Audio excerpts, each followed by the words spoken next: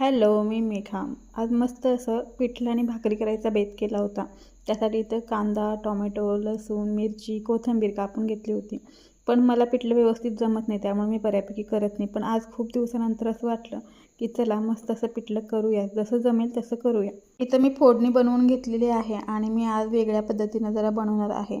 मी बरेच व्हिडिओ बघितले होते, त्यामध्ये ही मला सोपी पद्धत वाटली. कारण वरून पीठ भरभरून ज्यावेळी आपण पिठलं करतो त्यावेळी ते माझ्याकडून तरी व्यवस्थित होत नाही.